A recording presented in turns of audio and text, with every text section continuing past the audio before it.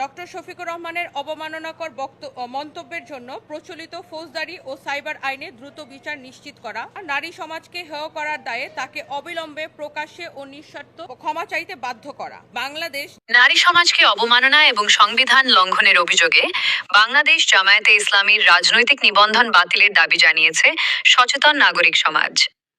সম্প্রতি দলটির আমির ডক্টর শফিকুর রহমানের একটি মন্তব্যকে কেন্দ্র করে এই ক্ষোভের সৃষ্টি হয়েছে।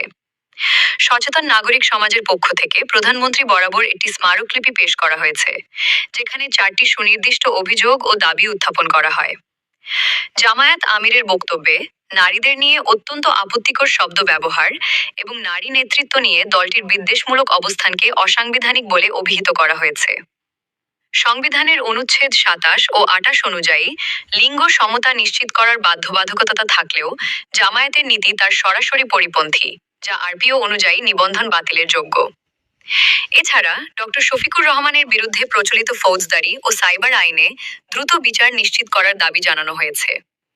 একই সাথে নারী সমাজকে হে করার দায়ে জামায়াত আমিরকে অবিলম্বে প্রকাশ্যে ও নিঃশর্ত ক্ষমা চাইতে বাধ্য করার আহ্বান জানানো হয়েছে। সচেতন নাগরিক সমাজের আহ্বায়ক নীলা ইসরাফিল এবং সদস্য সচিব রুবায়েত ফাতেমা তন্নি এই স্মারকলিপি পেশ করেন।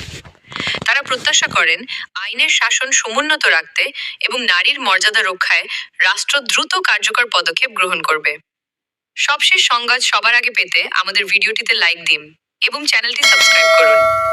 নিয়মিত আপডেট পেতে আমাদের সোশ্যাল মিডিয়া পেজগুলো ফলো করে সাথেই থাকুন। ধন্যবাদ।